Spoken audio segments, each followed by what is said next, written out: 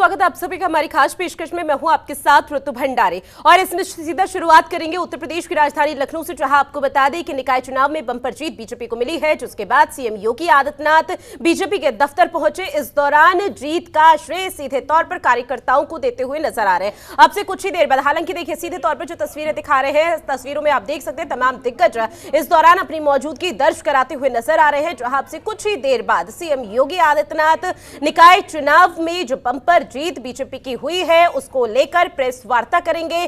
तमाम महत्वपूर्ण जानकारियां साझा की जाएगी।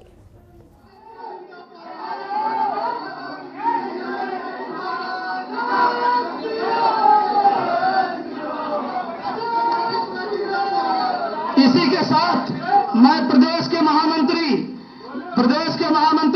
श्री राम प्रताप जी से निवेदन करता हूं कि माननीय मुख्यमंत्री जी का अंग वस्त्र और पुष्प गुच्छ देकर के स्वागत करें। प्रदेश महामंत्री श्री राम प्रताप सिंह जी। प्रदेश के उपाध्यक्ष श्री ब्रज बहादुर जी से निवेदन है कि प्रदेश के माननीय प्रभारी माननीय राधा मोहन सिंह जी का पुष्प गुच्छ और अंग वस्त्र देकर स्वागत करें। इसी के साथ प्रदेश के मंत्री श्री शिवभूषण जी से आग्रह है कि प्रदेश के उप मुख्यमंत्री माननीय केशव प्रसाद मौर्य जी का स्वागत करें। इसी के साथ प्रदेश के उपाध्यक्ष आदरणीय संतोष सिंह जी से निवेदन है कि माननीय उप मुख्यमंत्री श्री ब्रजेश पाठक जी का बुके देकर के स्वागत करें। इसी के साथ प्रदेश के मीडिया प्रभारी श्री मनीष दीक्षित जी से निवेदन है कि माननीय प्रदेश महामंत्री संगठन माननीय धर्मपाल जी का पुष्पगुच्छ देकर स्वागत करें। माननीय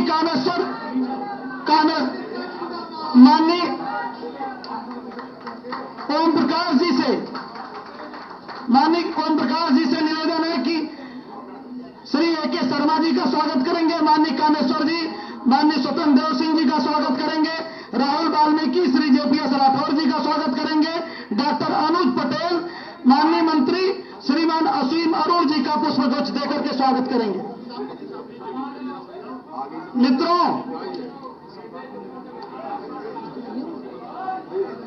मित्रों, आज एक दुख की भी खबर है कि आज हमारे उत्तर प्रदेश के यशस्वी लोकप्रिय प्रदेश अध्यक्ष माननीय भूपेन्द्र चौधरी जी जो है कि उनके घर में एक घटना हो गई है, स्वर्गवास हो गया है, जिसके कारण आज वो यहां उपस्थित नहीं है। और मैं सीधे माननीय उत्तर प्रदेश के बहुत ही यशस्वी लोकप्रिय जनप्रिय माननीय मुख्यमंत्री श्रद्धेय योगी आदित्यनाथ जी से निवेदन करता हूं कि आज के इस सुअवसर पर उत्तर प्रदेश के मीडिया को संबोधित करें। श्रद्धेय योगी आदित्यनाथ जी। मित्रों, मैं आपका हृदय से स्वागत करता हूं। टीम यूपी की ओर से, जिसमें हमारे प्रदेश के प्रभारी माननीय राधा मोहन सिंह जी हैं, मेरे दोनों वरिष्ठ सहयोगी उप मुख्यमंत्री श्री केशव प्रसाद मौर्य जी, श्री ब्रजेश पाठक जी, प्रदेश के पूर्व अध्यक्ष और प्रदेश के सरकार के जल शक्ति मंत्री श्री स्वतंत्र देव सिंह जी, प्रदेश संगठन के शिल्पी संगठन महामंत्री सम्मानित श्री धर्मपाल जी, मंत्रिमंडल के मेरे अन्य सहयोगी और संगठन के हमारे सभी पदाधिकारियों के साथ ही सहयोगी दल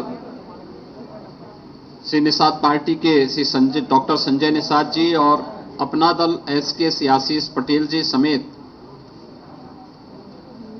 पार्टी के सभी पदाधिकारी और कार्यकर्ताओं की ओर से मैं आपका हृदय से अभिनंदन करता हूं। मित्रों, उत्तर प्रदेश में भारतीय जनता पार्टी के कार्यकर्ताओं की मेहनत, सरकार और संगठन के बेहतर समन्वय,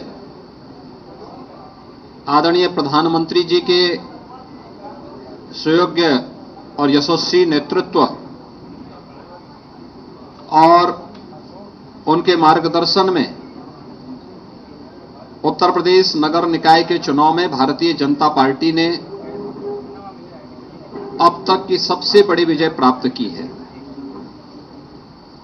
17 नगर निगमों में पहली बार भारतीय जनता पार्टी सभी नगर निगमों में एक साथ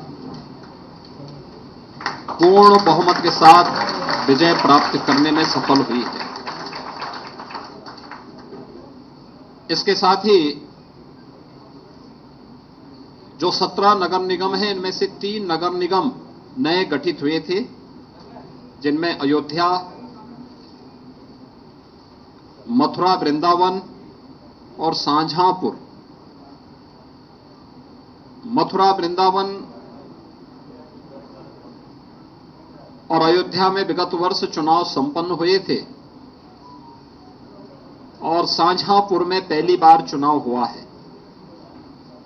17 के 17 नगर निगमों में, जिनमें से हर एक नगर निगम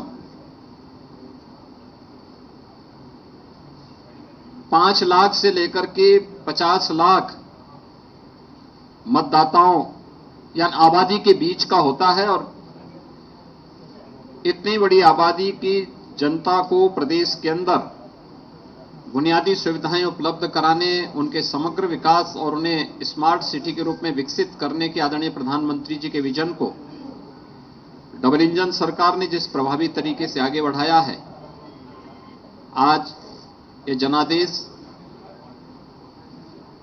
सबके सामने है। प्रदेश के अंदर 200 नगर पालिकाएं, जिनमें से 199 में चुनाव संपन्न हुए हैं। 2017 में भारतीय जनता पार्टी ने 60 नगर पालिकाओं में विजय प्राप्त की थी। इस वर्ष भारतीय जनता पार्टी का ये आंकड़ा विगत वर्ष से यानी 2017 से दोगुने से अधिक सीटें भारतीय जनता पार्टी नगर पालिकाओं में भी प्राप्त कर रही है। नगर पंचायतें पिछले 5 वर्ष के दौरान प्रदेश में नई नगर पंचायतों का गठन भी हुआ है। जो बड़ी ग्राम पंचायतें थीं और 20,000 की आबादी से अधिक की आबादी के जो ग्राम पंचायतें थीं, उन्हें नगर पंचायत के रूप में विकसित करके नगरीय सुविधाओं से आच्छादित करने का जो अभियान था, उसी क्रम में लगभग 112 से अधिक नए नगर निकाय गठित हुए थे। कुल मिलाकर के 545 नगर निकायों में यानी नगर पंचायतों में भी चुनाव संपन्न हुए थे और भारतीय जनता पार्टी इस बार नगर पंचायतों में भी अभूतपूर्व सफलता प्राप्त की है। 2017 से 2.5 गुना से अधिक सीटें भारतीय जनता पार्टी ने इस चुनाव में इसमें भी सफलता प्राप्त की है। इसके अलावा नगर निगम में 1420 वार्ड हैं, जिनमें पार्षदों का चयन होना था, चुनाव होना था। भारतीय जनता पार्टी ने इससे पहले 17 में 596 पे विजय प्राप्त की थी और अब तक जो कुल परिणाम आए हैं, 794 में से 438 भारतीय जनता पार्टी पहले ही जीत चुकी है। पार्षदों में भी भारतीय जनता पार्टी ये मान करके चलें कि पिछली बार की तुलना में दुगने पार्षद भारतीय जनता पार्टी के नगर निगमों में जीत रहे हैं। ऐसे ही 1367 नगर पालिका परिषद के पार्षद हैं।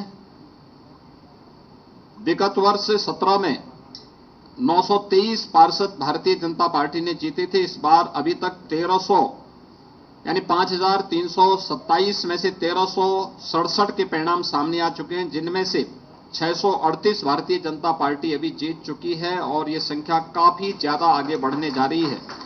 यानी पहले की तुलना में भारतीय जनता पार्टी लगभग दुगने से अधिक पार्षद इसमें भी जीतने जा रही है। ऐसे ही नगर पंचायतों में भी 7177 पार्षद चयन होने थे। विगत चुनाव में भारतीय जनता पार्टी को 664 कुल पार्षद प्राप्त हुए थे। अब तक 2457 में से जो परिणाम आए हैं उनमें से 933 भारतीय जनता पार्टी पहले ही जीत चुकी है और अभी काफी बड़ी संख्या में परिणाम आने जा रहे हैं। ये मान के चले लगभग 4720 के परिणाम आने बाकी हैं। इसमें बहुतायत भारतीय जनता पार्टी के पक्ष में ये परिणाम जा रहे हैं। ये सभी रुझान इस बात को प्रदर्शित करते हैं कि 4 करोड़ 32 लाख मतदाताओं ने, यानी 6 करोड़ से अधिक आबादी नगर निकाय में उत्तर प्रदेश के अंदर निवास करती है, जिसमें 17 नगर निगम, 200 नगर पालिकाएं, 545 नगर पंचायतें हैं। इन सभी को अगर हम जोड़ करके देखेंगे तो यह 762 नगर निकाय कुल आते हैं। 762 नगर निकाय में एक का पहले चुनाव हो चुका था। झांसी में एक नगर पंचायत और एक नगर पालिका और गौतम बुद्ध नगर में एक नगर पंचायत सर्वसम्मति से भारतीय जनता पार्टी का बोर्ड पहले ही वहां गठित हो गया। ये चीजें दिखाती हैं कि डबल इंजन सरकार ने प्रधानमंत्री मोदी जी के मार्गदर्शन में, उनके नेतृत्व में सुशासन, विकास और सुरक्षा का जो एक बेहतर वातावरण उत्तर प्रदेश के अंदर बनाया है, उसको यह जनादेश प्राप्त हुआ है। और शासन की चीजों को, डबल इंजन सरकार के कार्यक्रमों को जमीनी धरातल तक पहुंचाने के लिए हमारे नगर विकास मंत्रालय विभाग ने, भारतीय जनता पार्टी के कार्यकर्ताओं ने जिस तत्परता के साथ कार्य किया है, चुनाव में बेहतर समन्वय हम सबकी बेहतर ताकत थी, सबसे मजबूत ताकत थी, उसका ये परिणाम हमारे सामने है। विगत वर्ष जब 2017 में चुनाव हुए थे, उस समय 16 नगर निगमों में चुनाव हुए थे और 16 नगर निगमों के चुनाव जो संपन्न हुए थे उनमें से 14 भारतीय जनता पार्टी ने जीती थी, 2 बहुजन समाजवादी पार्टी ने जीती थी। पहली बार 17 की 17 नगर निगम भारतीय जनता पार्टी जीत करके एक ऐतिहासिक जनादेश को प्राप्त की है। इसके साथ ही उत्तर प्रदेश में 2 विधानसभा के उपचुनाव भी संपन्न हुए हैं। एक 96 जो विधानसभा थी वह हमारे सहयोगी दल अपना दल एस के विधायक श्री राहुल प्रकाश के दिवंगत होने के कारण खाली हुई थी। इस सीट को भी भारतीय जनता पार्टी गठबंधन अपना दल एस ने यहां पर समाजवादी पार्टी को परास्त करके सीट जीती है। और दूसरी सीट स्वार रामपुर जनपद की है, जो समाजवादी पार्टी के सदस्य की अयोग्यता के कारण यह सीट खाली हुई थी, उनकी सदस्यता समाप्त होने के कारण सीट खाली हुई थी। इसे भी हमारे सहयोगी दल, भारतीय जनता पार्टी के सहयोगी दल, गठबंधन के सहयोगी दल अपना दल एस के प्रत्याशी ने भारी बहुमत से यह सीट भी जीत करके दोनों उपचुनाव में भी वहां पर झंडा गाड़ने का काम किया है। मैं उत्तर प्रदेश के दोनों विधानसभा उपचुनाव के मतदाताओं के प्रति 17 नगर निगम, 199 नगर पालिका और 559 जो हमारे नगर पंचायतें हैं, 544 नगर पंचायतें हैं, इनके सभी मतदाताओं के प्रति मैं हृदय से आभार व्यक्त करता हूं। पूरा चुनाव शांतिपूर्ण ढंग से संपन्न हुआ है। आप आश्चर्य करेंगे, 4 करोड़ 32 लाख से अधिक मतदाता इस नगर निकाय चुनाव में भागीदार बने थे। 6 करोड़ से अधिक की आबादी नगर निकायों में उत्तर प्रदेश में निवास करती है और शांतिपूर्ण तरीके से सभी चुनाव संपन्न हुए हैं।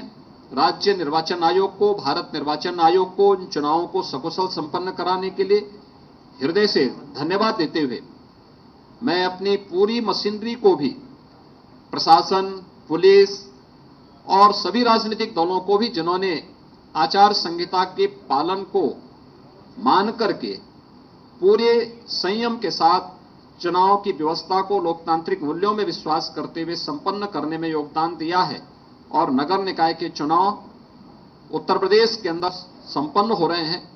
मैं इस अवसर पर इन सबको भी हृदय से धन्यवाद देता हूं। एक बार फिर से आदरणीय प्रधानमंत्री जी के मार्गदर्शन में भारतीय जनता पार्टी के कार्यकर्ताओं के परिश्रम, मंत्रिमंडल के मेरे सभी सहयोगियों के द्वारा किए गए प्रयास, संगठन के द्वारा बनाई गई व्यूहरचना का परिणाम है कि प्रदेश के मतदाताओं ने भारतीय जनता पार्टी को यह जनादेश दिया है। मैं इस जनादेश के लिए उत्तर प्रदेश के नगर निकाय में निवास करने वाले सभी मतदाताओं का, दोनों उपचुनावों के सभी मतदाताओं के प्रति भी हृदय से आभार व्यक्त करता हूं और विश्वास दिलाता हूं कि उत्तर प्रदेश सरकार विकास, सुरक्षा और सुशासन के लिए जो उनकी मंशा है उसके अनुरूप परिणाम देने के लिए पूरी तत्परता के साथ कार्य करेगी। मीडिया के आप सभी बंधुओं का भी मैं हृदय से आभार व्यक्त करता हूं कि आप लोगों ने शासन की योजनाओं को समय समय पर जनता तक पहुंचाने और प्रचार प्रसार के माध्यम से जागरूकता के जिस कार्यक्रम को सकारात्मक रूप से आगे बढ़ाया है, इसके लिए भी मैं आप सबका हृदय से अभिनंदन करता हूं। बहुत बहुत धन्यवाद जी। धन्यवाद जी।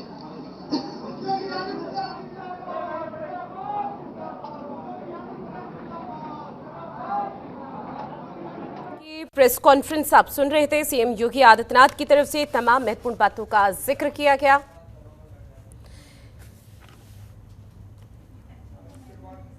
हिमाचल प्रदेश और कर्नाटका ने इस देश को साबित कर दिया है कि ध्यान भटकाने वाली राजनीति अब नहीं चलेगी। कर्नाटका की जनता ने अपना ध्यान एकदम केंद्रित रखा, अपने मुद्दों पर रखा और ऐसा निर्णय लिया कि जो वहाँ पे जो भ्रष्ट सरकार थी उसको निकाला गया। तो सबसे पहले जैसे मैंने कहा उनको बहुत बहुत बधाई।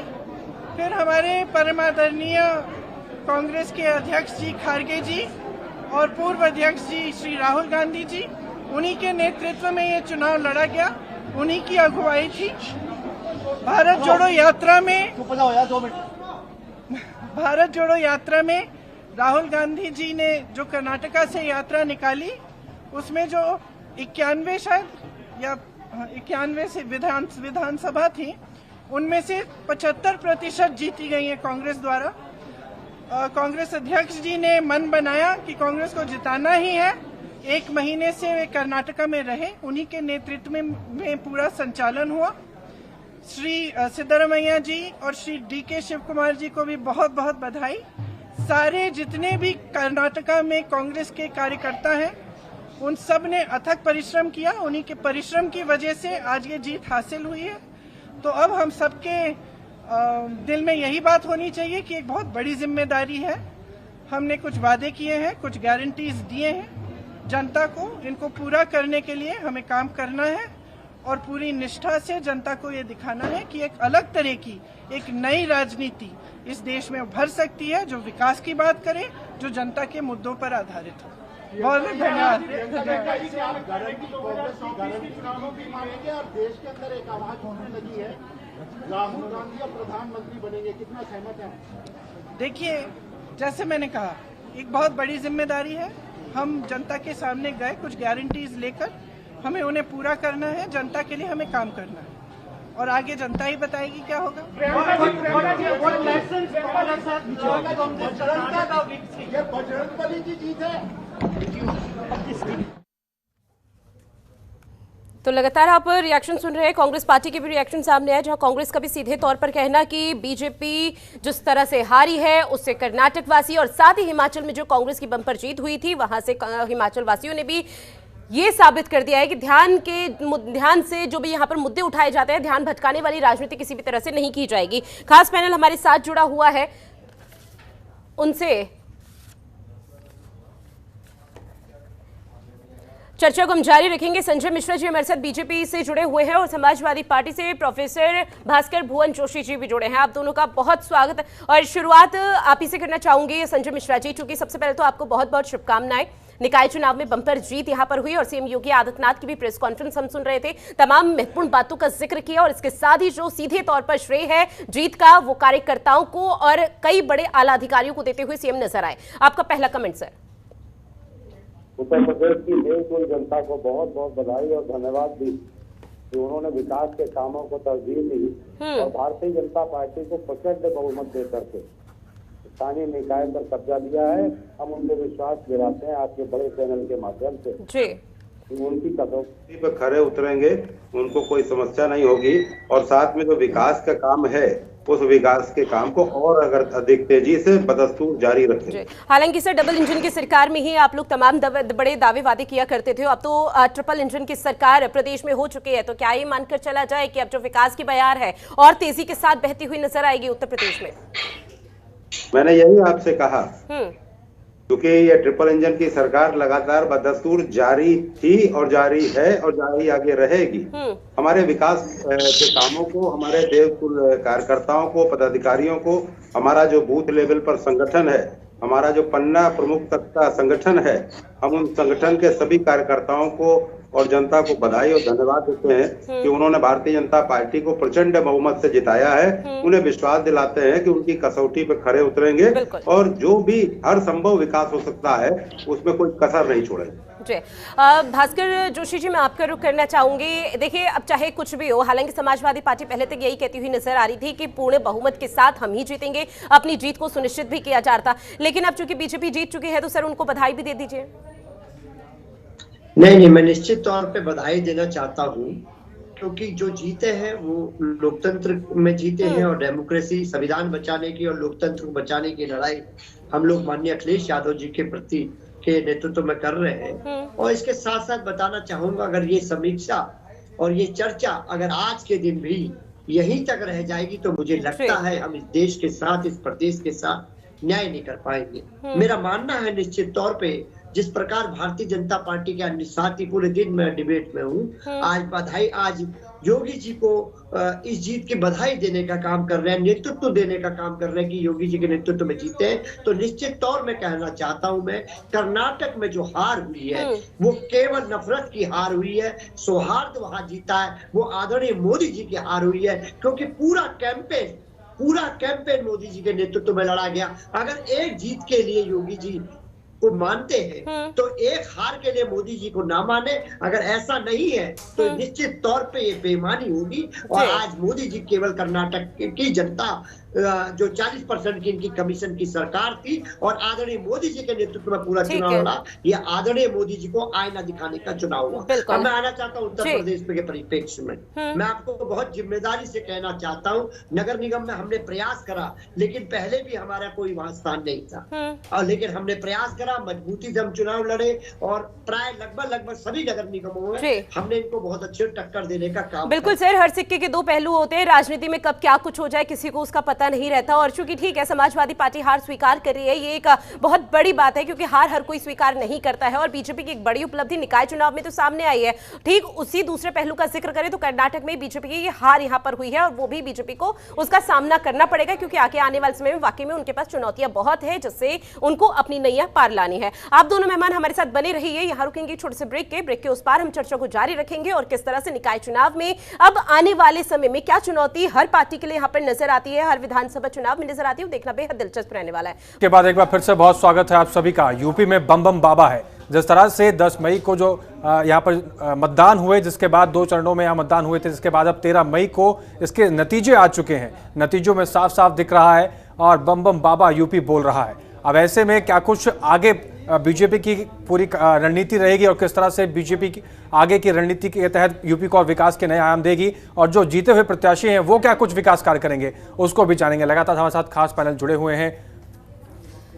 बिल्कुल, और देखिए कर्नाटक में तो विधानसभा चुनाव में यहां पर कांग्रेस की जीत हो ही चुकी है, लेकिन अब जब उत्तर प्रदेश निकाय चुनाव का नाम आता है तो सीधी कांटे की टक्कर बीजेपी और समाजवादी पार्टी के बीच देखने को मिल रही थी। बेशक से कांग्रेस और बीएसपी यहां पर अपनी खोई हुई जमीन को तराशने की पुलकित कोशिश कर रही थी, लेकिन यहां पर जो कांटे की टक्कर थी वो बीजेपी और समाजवादी पार्टी के बीच थी। लेकिन जो सीएम योगी आदित्यनाथ का जादू चला, उनकी उपलब्धि के तौर पर एक बड़ा नाम सीएम योगी आदित्यनाथ का बीजेपी के साथ एक बार फिर से जुड़ चुका है। सीधे तौर पर कहा जा सकता है 17 नगर निगमों निगमों में से पहले 16 नगर निगम की जो सीट थी वो बीजेपी के कब्जे में थी, लेकिन जैसे जैसे दिन चढ़ता रहा, जैसे जैसे तस्वीरें बदलती रही, वैसे वैसे आपको बता दें कि पूरी तरह से यहां पर जो 17 नगर निगम है उसमें काबिज रही बीजेपी। और इसमें खास मेहमान हमारे साथ जुड़ गए हैं जो कि आशीष पटेल, कैबिनेट मंत्री हमारे साथ जुड़े हैं। सर, सबसे पहले तो बहुत स्वागत करती हूं जनतंत्र टीवी पर आपका और ढेरों शुभकामनाएं। जिस तरह से बीजेपी ने निकाय चुनाव और विधानसभा की दोनों उपचुनाव सीटों पर जीत दर्ज की है।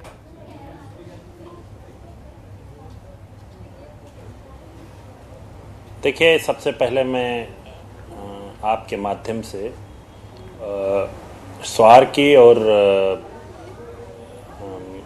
96 के जनता का हृदय से आभार व्यक्त करता हूं और पूरे उत्तर प्रदेश के नगर निकाय चुनाव में प्रतिभाग करने वाले सभी वोटरों का धन्यवाद देना चाहता हूं कि जिन्होंने माननीय मुख्यमंत्री योगी आदित्यनाथ जी की नीतियों पर भरोसा किया है और पूरी तरह से हमको पूर्ण बहुमत से, मतलब 17 की 17 नगर निगम को जीतने का अवसर प्रदान किया है। सर, चूंकि आप अपना दल सोनीलाल के राष्ट्रीय अध्यक्ष भी हैं, तो जाहिर तौर पर रामपुर सीट का जब जिक्र किया जाता है तो आजम खान के साथ साथ यहां पर पूरी तरह से अनुप्रिया पटेल की जो साख थी वो दाव पर लगी हुई थी, लेकिन जैसे जैसे तस्वीरें क्लियर हुई वाकई में वो एक बड़ी उपलब्धि अनुप्रिया पटेल के खाते में यहां पर नजर आई है। आगे किस तरह की रणनीति, क्या तैयारी आप लोगों की? देखिए, हम लोग, हमारी नेता सामाजिक न्याय का विषय लगातार उठाती रही हैं और केवल विषय ही नहीं उठाती हैं, दलित, वंचित, पिछड़े वर्ग के लोगों के लिए उनके हक अधिकार की लड़ाई भी लड़ती हैं। मैं तो इस अवसर पर सिर्फ इतना कहना चाहूँगा, माननीय प्रधानमंत्री श्री नरेंद्र मोदी जी और माननीय मुख्यमंत्री योगी आदित्यनाथ जी की विकास की जो नीतियाँ और हमारी नेता की जो सामाजिक न्याय से संदर्भित नीतियाँ हैं, उन्हीं पर विश्वास करके स्वार और 96 की जनता ने पुनः हमारे प्रत्याशियों को जो है जिताने का काम करके उन्हें सेवा का अवसर प्रदान किया है। आशीष जी, सवाल ये भी अब ये उठ रहा है कि जिस तरह से इस पूरे चुनाव के परिणाम निकलकर सामने आए, सब अब तस्वीरें बिल्कुल साफ हैं कि कहां पर क्या है, लेकिन जिस तरह से मुख्यमंत्री योगी आदित्यनाथ की तस्वीर निकलकर सामने आई है और जिस तरह से आप दोनों का गठबंधन है भारतीय जनता पार्टी का राज्य की सरकार में, तो किस तरह से भारतीय जनता पार्टी और अपना दल की जो भविष्य की रणनीतियां हैं मुख्यमंत्री योगी आदित्यनाथ को लेकर आगे किस तरह से चलने वाली है और क्या कुछ बदलाव देखने को देखिए, अपना दल 2014, मेरा निवेदन सुन लें, 2014 से अपना दल एनडीए का अंग है और आगे भी रहेगा और हम सब मिल करके उत्तर प्रदेश में इस बार 80 की 80 सीटें जीतेंगे। जी आशीष जी, साथ में ये भी जानना चाहेंगे आपसे कि जिस तरह से यहाँ पर अनुप्रिया पटेल जी हमेशा सक्रिय दिखाई देती हैं हर क्षेत्र में और हर चीज़ को मुखरता से वो उठाती हैं, आपने भी इसका जिक्र किया, अब भविष्य में क्या अनुप्रिया पटेल जी को कहाँ तक आप ले जाना चाहते हैं और क्या राज्य की राजनीति से हटकर भी कुछ आपने सोचा है? अरे, हमारा पहला काम है एनडीए के मजबूत अंग के रूप में 2024 में माननीय प्रधानमंत्री जी के नेतृत्व वाली एनडीए की सरकार को पूर्ण बहुमत से फिर से जिताना। बाकी विषयों पर बात करना बेमानी है।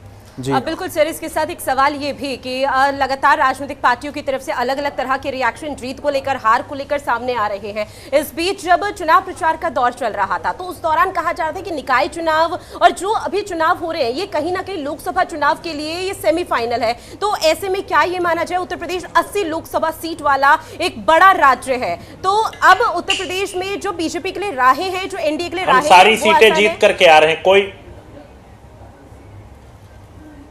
मैं कह रहा हूं फिर हम 80 की 80 सीटें जीत के आ रहे हैं। बिल्कुल 80 से 80 सीटें यहाँ पर बीजेपी जीत कर आ रही है, एनडीए जीत कर आ रही है, लेकिन जो तैयारी है वो किस तरह से, क्योंकि देखिए विपक्ष की भूमिका में यहाँ पर तमाम राजनीतिक पार्टी बैठी हुई है, इस दौरान वो अलग मुद्दे जाहिर तौर पर उठाती हुई नहीं, हम लोग संगठनात्मक कार्य कर रहे हैं। बिल्कुल आशीष जी, आपसे ये भी जानना चाहेंगे, हम संगठनात्मक कार्य कर रहे हैं और हमारी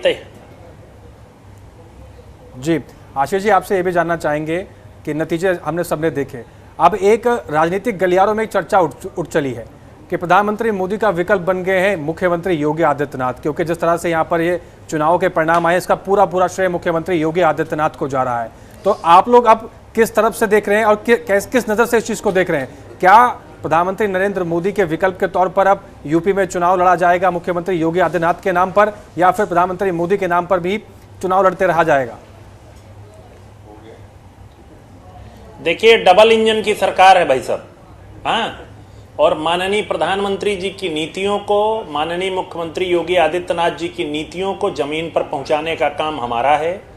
और सहयोगी दल होने के नाते हम सब लोग जनहित के सारे कार्य करते रहते हैं और आगे भी करते रहेंगे। और इससे ज्यादा मुझे इस विषय पे कुछ नहीं कहना है। आशीष जी, लेकिन बहुत बहुत धन्यवाद, आभार। बिल्कुल सर, आप हमारे साथ जुड़े और इस महत्वपूर्ण विषय को लेकर चर्चा की, उसके लिए आपका बहुत शुक्रिया। तो किस तरह से निकाय चुनाव में बीजेपी की बम्पर जीत हुई है, उसको लेकर तमाम तरह की तस्वीरें, तमाम तरह के रिएक्शन लगातार सामने आ रहे हैं। खास पैनल हमारे साथ जुड़ा हुआ है जिनसे आपका लगातार हम परिचय करा रहे थे। प्रोफेसर भास्कर भुवन जोशी जी, जो कि समाजवादी पार्टी से हैं, और संजीव मिश्रा जी बीजेपी से हमारे साथ जुड़े हुए हैं। ऐसे में संजीव जी, आपका रुख करना चाहूंगी, क्योंकि जब ब्रेक पर गए थे उससे पहले लगातार आपसे हम चर्चा कर रहे थे। इस दौरान देखिए, समाजवादी पार्टी ने हार को स्वीकार करते हुए सीधे तौर पर कहा ट्रिपल इंजन की सरकार है, लेकिन कोशिश यही कीजिएगा कि ट्रिपल इंजन की सरकार अब विकास की गति को अगर अच्छे से बढ़ाएगी तो समाजवादी पार्टी पूरी तरह से बीजेपी का किसी तरह से साथ देती हुई नजर आएगी प्रदेश में। नहीं, देखिए, इस गलतफहमी में न इनको रहना चाहिए न हम रहेंगे। ये हमारा साथ नहीं देते। ये जो अच्छे काम होते हैं, देश और प्रदेश की सरकारों द्वारा किए गए काम होते हैं, समाजवादी पार्टी की फितरत रही है कि वो उसका भी विरोध करती। आज भी मौके पे चौका लगाने से नहीं चुप रहे। एक तरफ योगी आदित्यनाथ जी को यहाँ की जीत का श्रेय दे रहे हैं, तो कर्नाटक में कुछ और कह रहे हैं। इनको यहीं पे योगी जी आदित्यनाथ जी की जीत का भी श्रेय देना चाहिए और यहीं अखिलेश यादव की हार का भी श्रेय देना चाहिए। कर्नाटक भागने की जरूरत नहीं। मुझे लगता है जब यहाँ की जीत में योगी जी का हाथ है, तो यहाँ की हार में आपके राष्ट्रीय अध्यक्ष का हाथ है। इस बात को स्वीकार करके आत्मचिंतन और मंथन करना चाहिए। जहां तक सवाल है विकास का, तो देश और प्रदेश की और ट्रिपल इंजन की सरकार लगातार विकास कर रही है और इसी पर मोहर जनता, देवतुल्य जनता ने लगाई है। ठीक है सर, ये ठीक है सर, लौटूंगी मैं आपके पास। भास्कर भुवन जोशी जी, इसी सवाल के साथ आपके पास आऊंगी सर। हार तो स्वीकार कर ली, लेकिन जिम्मेदार क्या अखिलेश यादव? मैं थोड़ा सा भारतीय जनता पार्टी के प्रवक्ता साथी का ज्ञानवर्धन करना चाहूंगा। ये लग रहा है भारत के नक्शे में कर्नाटक को नहीं देख पा रहे हैं। इनको लगता है कि कर्नाटक इंग्लैंड का अंग है, तभी तो ये कह रहे हैं कि वहाँ का श्रेय किसको दे, वहाँ के हार का श्रेय किसको दे। वहां पर मोदी जी ने बजरंग बली तक को भी नहीं छोड़ा, बजरंग बली तक को ले आए बीच में, और आदरणीय मोदी जी ने पूरा कैंपेन को उठा के इतिहास में रैलियां उन्होंने करी। तो ये बात कहने चाह रहे हैं, कर्नाटक में हार का श्रेय नहीं लेंगे, क्योंकि ये लोग चाहते हैं कि यूपी की हार का श्रेय की बात हो रही है। भास्कर जी, वो श्रेय लेंगे कि नहीं लेंगे वो बात की बात है, लेकिन आपके यहाँ श्रेय कौन लेगा? राष्ट्रीय अध्यक्ष अखिलेश यादव ने इस पूरे निकाय चुनाव में कितनी रैलियां की, ये आपके सामने है। भारतीय जनता पार्टी के तमाम नेताओं ने, मुख्यमंत्री योगी आदित्यनाथ ने, डिप्टी सीएम ने और इनके कैबिनेट मंत्रियों ने कितनी रैलियां की, ये भी आप जानते होंगे। तो इसको कैसे डिफेंड करेंगे आप?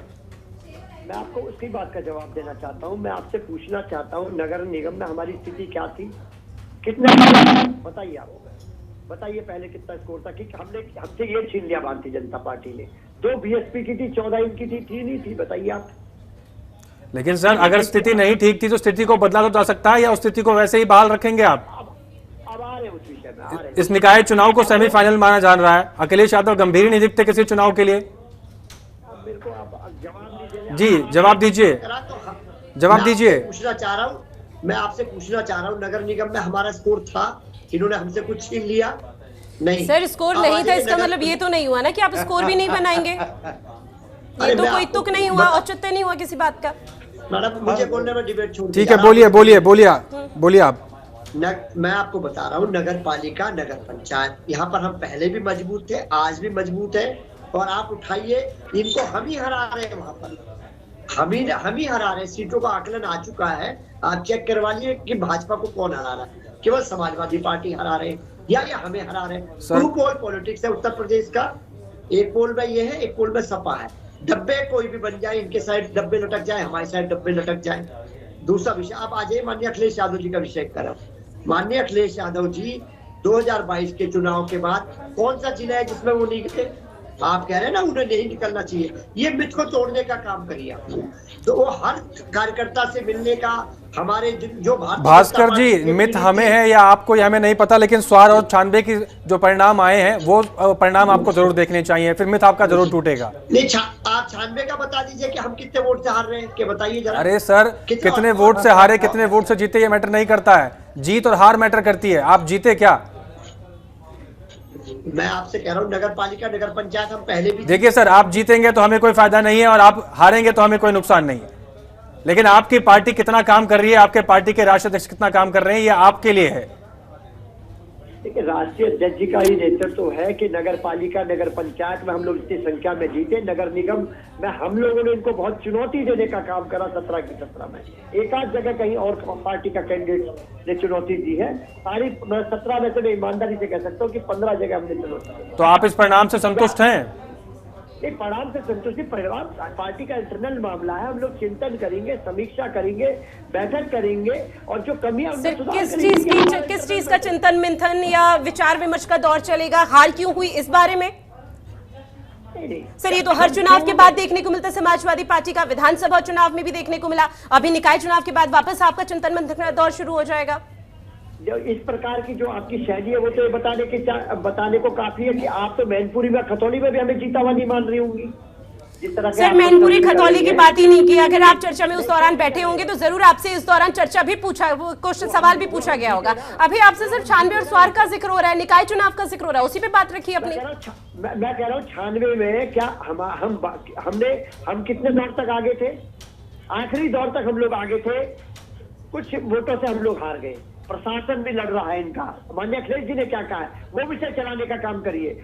हम नफरत से लड़ रहे हैं, प्रशासन से हम लोग लड़ रहे हैं, इनकी हेट पॉलिटिक्स से लड़ रहे हैं। इतनों से लड़ने का काम, इनकी जो अथाह संपत्ति है, जो धन बल का जो प्रयोग कर रही है भारतीय जनता पार्टी, उससे माननीय अखिलेश यादव जी अकेले लड़ते हैं। बिल्कुल, आप नफरत से लड़ रहे हैं, आप बीजेपी की रीति नीति से लड़ रहे हैं और वही रीति नीति आप लोगों को विधानसभा चुनाव में हार का सामना कराती है। वही उपचुनाव जब होते हैं प्रदेश में तो वो भी हार का सामना समाजवादी पार्टी को कराती है। निकाय चुनाव में भी समाजवादी पार्टी हार गई। मिला क्या समाजवादी पार्टी को? आपके हिसाब से 47 से 125 में कुछ नहीं मिला। आप कौन सा पॉलिटिकल साइंस पढ़ती है? मैं तो आपकी पॉलिटिकल साइंस ना पढ़ा सकता मैं आपको। सर, आपसे मुझे पढ़नी भी नहीं है, आपसे नहीं, मुझे पढ़नी भी नहीं है। नहीं, आप रहने दीजिए। आप जिस हिसाब की बातें कर रही है, बातें मेरी समझ में नहीं आ रही। आपकी बातें भी सर किसी को समझ नहीं आ रही। आप कह रहे हैं कि हार से वोट का अंतर बस इतना रहा, उससे क्या हो जाएगा? कोई नहीं भास्कर जी, अभी आपको समझ नहीं आ रहा है तो 24 के परिणाम आपको समझा देंगे कि क्या समझना है क्या नहीं। फिलहाल संजीव मिश्रा जी का रुख करेंगे। संजीव मिश्रा जी लगातार जुड़े हुए हैं। संजीव मिश्रा जी, कितनी चुनौतियों का आपको सामना करना पड़ा और अभी कितनी चुनौती है? क्योंकि प्रत्याशी तो जीत गए हैं, लेकिन अब जनता के लिए काम करने का विषय है। देखिए, चुनौतियों का सामना निश्चित रूप से टीवी चैनलों पर करना पड़ा। ये जब आज सुबह तक समाजवादी पार्टी का कोई प्रवक्ता ये मानने के लिए तैयार। ठीक है, हमारे साथ रामपुर से घनश्याम लोधी बीजेपी सांसद जुड़ गए। सर, बहुत स्वागत है जनतंत्र टीवी पर आपका। सबसे पहले तो बहुत बधाई आपको निकाय चुनाव और उपचुनाव के लिए, और साथ ही साथ कर्नाटक पे भी मैं आपको क्या कहूं ये मुझे समझ में नहीं आ रहा है। आपकी प्रतिक्रिया जानना चाहेंगे, किस तरह से बीजेपी का परफॉर्मेंस रहा? स्थानीय निकाय के चुनाव अब हमारे प्रदेश में हुए हैं, तो मैं सबसे पहले तो जनता को, प्रदेश की जनता को बहुत बहुत बधाई देना चाहता हूं, क्योंकि प्रदेश की जनता ने ये एहसास करा दिया है कि प्रदेश की जनता भारतीय जनता पार्टी के साथ आज खड़ी है। चाहे हमारे माननीय मोदी जी हों, चाहे हमारे योगी जी हों, जो उन्होंने मेहनत की इस प्रदेश के लिए, जो हमारे हेलो आवाज आ रही है? जी, आपकी आवाज आ रही है घनश्याम जी। और रामपुर सीट क्या आपके लिए चुनौती भरी सीट थी? चुनौती कुछ नहीं थी यहाँ पर, क्योंकि चुनौती भरी तो हर चुनाव होता है। इससे पहले हमारा लोकसभा चुनाव था, वो भी चुनौतीपूर्ण था, वो भी हम जीते। उसके बाद विधानसभा का चुनाव था, वो भी हम जीते।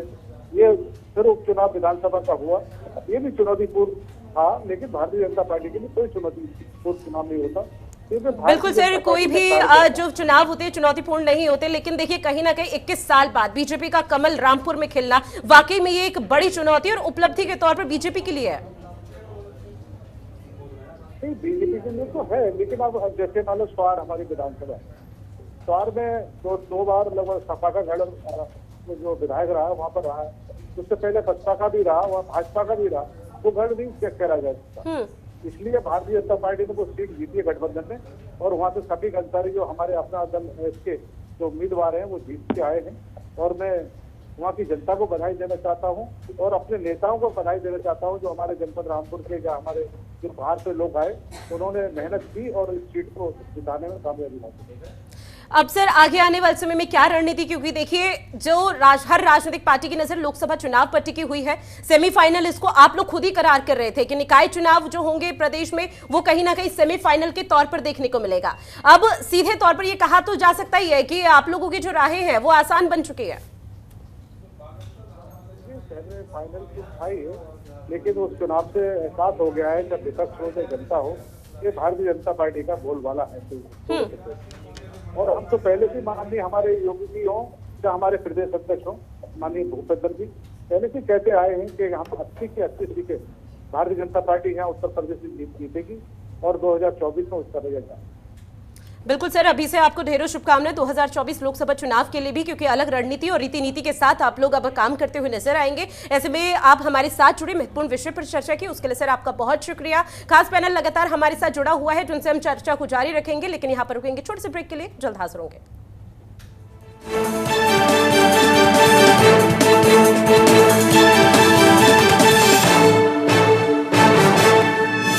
आप देख रहे हैं जनतंत्र टीवी। चाहे खरीदना हो अपना घर या हो रिटायरमेंट के लिए फाइनेंशियल प्लानिंग, मुझे फ्यूचर की कोई चिंता नहीं, क्योंकि मेरे पीछे एसएमसी है। SMC, money wise, be wise. Investment in securities market are subject to market risks. Read all the related documents carefully before investing. क्या आप दुबले पतले कमजोर हैं? आपकी सेहत नहीं बनती, भूख कम लगती है, वजन नहीं बढ़ता? दरअसल मेन बात खाना पीना खाना नहीं है, मेन बात है खाया पिया लगना। और अगर खाया पिया लगेगा ही नहीं तो आपकी सेहत बनेगी कैसे? इसलिए हमारी संस्था सन्यासी आयुर्वेदा ने एक ऐसी दवा का निर्माण किया है जो कि आपके पाचन तंत्र को, आपके लिवर को दुरुस्त करने का काम करती है, ताकि आप जो भी खाएं उसका पूरे का पूरा निचोड़ आपके शरीर को लगे, आपकी भूख बढ़े, खाया पिया सही से लगे, नया खून बने, हड्डियों में जान आए, चेहरे पर नूर, लालिमा, रौनक आए और आप मोटे तगड़े खूबसूरत पर्सनैलिटी के मालिक बन जाएं। 100% आयुर्वेदिक दवा होती है, इसका शरीर पर कोई भी साइड इफेक्ट, कोई भी नुकसान या दुष्प्रभाव नहीं होता। लड़के लड़कियां दोनों इसका इस्तेमाल कर सकते हैं और पहले 15 दिन के अंदर ही आपको इसका फर्क महसूस हो जाएगा। सिर्फ 699 रुपए की पूरे 1 महीने की दवा होती है और आप इसे घर बैठे 01145454545 पर फोन करके दवा मंगवा सकते हैं। 75 जिले 100 रिपोर्टर, महा कवरेज लगातार। देखिए शहर की सरकार, जनतंत्र दिन भर।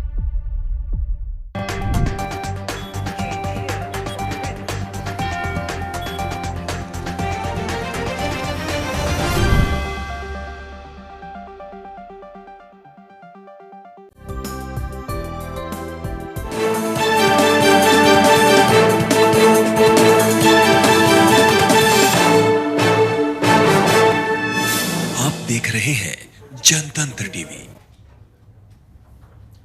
ब्रेक के बाद एक बार फिर से बहुत स्वागत है आप सभी का। लगातार हम चर्चा कर रहे हैं कि जिस तरह से यहाँ पर बाबा का डंका बज रहा है और बम बम बाबा यहाँ पर उत्तर प्रदेश में बोला जा रहा है। उत्तर प्रदेश की सभी 17 सीटों पर भगवामय सीटें अब ये हो चुकी हैं। लगातार हमारे साथ खास पैनल जुड़े हुए हैं। संजीव मिश्रा जी बीजेपी प्रवक्ता जुड़े हुए हैं और प्रोफेसर भुवन जुड़े हुए हैं जो कि समाजवादी पार्टी से हैं। लगातार हम चर्चा कर रहे हैं।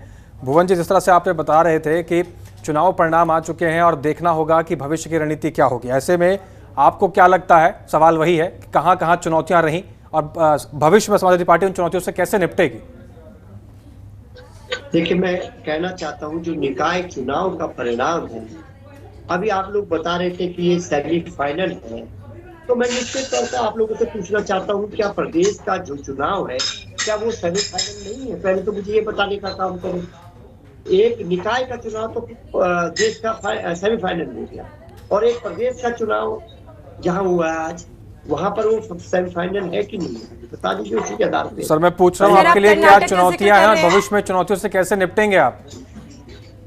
नहीं, मैं उसी विषय पे आ रहा हूँ। मतलब ये बता दीजिए, पहले मुझे थोड़ा ज्ञानवर्धन कर दीजिए आप कि एक निकाय का रिजल्ट तो 24 का वो हो गया, सेमीफाइनल हो गया। एक प्रदेश का चुनाव का परिणाम सेमीफाइनल है नहीं है? बिल्कुल सर, प्रदेश बिल्कुल मैं बता रही हूँ आपको, प्रदेश का जो यहाँ चुनाव हुआ वो सेमीफाइनल ही है। ऐसे में बीजेपी से सवाल भी पूछे गए कि दक्षिण से एकमात्र राज्य की सीट, यहाँ पर जो एक राज्य था वो बीजेपी के कब्जे में था और वो कर्नाटक था। दक्षिण में 6 राज्य हैं, पूरी 6 राज्यों से बीजेपी का सुपड़ा साफ हो चुका है। लोकसभा की 130 सीटें हैं जहां पर बीजेपी को अच्छा खासा नुकसान 2024 के लोकसभा चुनाव में देखने को मिलेगा। इसके अलावा आप और कोई जानकारी लेना चाहते तो बताएं। नहीं, ये जानकारी बहुत जरूरी थी, प्रदेश को भी जानकारी मिलती कि आपका वो क्या है करके, कि वहाँ की हार है कि नहीं करके। तो ऐसा भी हो जाता ना कि वो उत्तर प्रदेश की हार तो हार है, लेकिन वहाँ की हार नहीं है। वहाँ की हार है बीजेपी के लिए एक बड़ा घाटा और बड़ा नुकसान होगा लोकसभा चुनाव में। जी, वो भी देश को जानना जरूरी है। बिल्कुल। अभी आप तो सिर्फ निकाय चुनाव का जिक्र कर रहे हैं। मैं आपको बहुत जिम्मेदारी से कहना चाहता हूँ, हमने जो माननीय अखिलेश जी ने कहा है वही मेरी राय है। हम चुनाव लड़ रहे हैं नफरत से, हम चुनाव लड़ रहे हैं धनबल से, हम चुनाव लड़ रहे हैं इनके अहंकार से, हम चुनाव लड़ रहे हैं इनके विभाजनकारी नीतियों से। ये लड़ाई बड़ी है, इस लड़ाई को हम माननीय अखिलेश यादव जी के नेतृत्व में लड़ रहे हैं और हम लड़ेंगे और जीतेंगे। और क्या जो कमी रह गई है उनमें पार्टी स्तर पे चर्चा हो। लेकिन सर बहुत कम शब्दों में बताइए कि कमी रह कहाँ गई है, क्योंकि देखिए आपने बहुत जनहित के जो छोटे छोटे मुद्दे रहते हैं जिससे सीधा जनता कनेक्ट कर सके, उन मुद्दों को उठाया था, उसके बावजूद भी ये रिजल्ट। देखिए ये कमी कहाँ रह गई, यही विषय तो मंथन करती है पार्टी, यही चिंतन होता है, यही विश्लेषण होता है। ये जब करेंगे पार्टी के अंदर जो हमारी लीडरशिप है वो करेगी तो पता चलेगा। ठीक है सर, आप मंथन कीजिए, बिल्कुल मंथन कीजिए और हम आपसे उम्मीद करते हैं कि आने वाले चुनाव में समाजवादी पार्टी का बेहतर परिणाम होगा और बेहतर परफॉर्मेंस रहेगा। संजीव मिश्रा जी बीजेपी से लगातार जुड़े हुए हैं। संजीव जी आपसे जानना चाहेंगे अभी कितनी चुनौतियां आप लोगों के लिए हैं और क्या निकाय चुनाव पर आप लोग सीमित रहेंगे या भविष्य में इसकी तैयारियां जारी रहेंगी? कहा यह भी जाता है कि बीजेपी कभी थकती नहीं है और चुनाव की जीत के बावजूद भी पार्टी अपनी तैयारियों में लगी रहती है। ये बात सही है कि हम 24 घंटे और 12 महीने जनता के बीच में रहते हैं, जनता की सेवा करते रहते हैं और जनता को अगर कोई भी किसी भी तरीके की समस्या आती है तो उन समस्याओं को दूर करने का भी हमारे कार्यकर्ता और पदाधिकारी काम करते हैं। साथ में सवाल उत्तर जी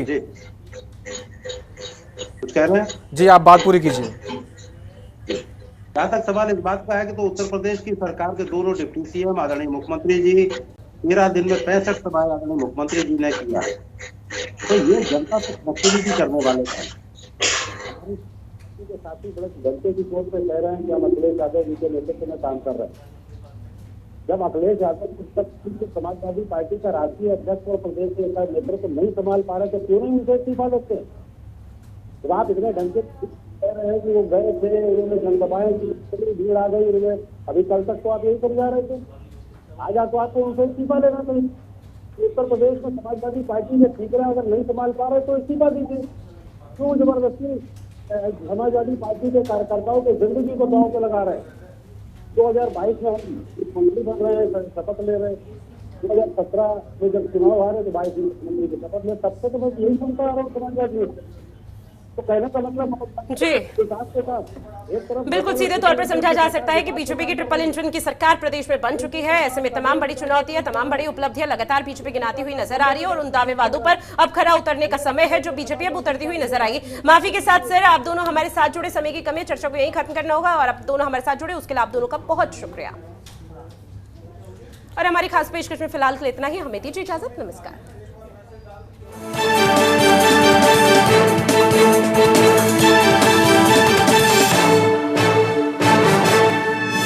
आप देख रहे हैं जनतंत्र टीवी।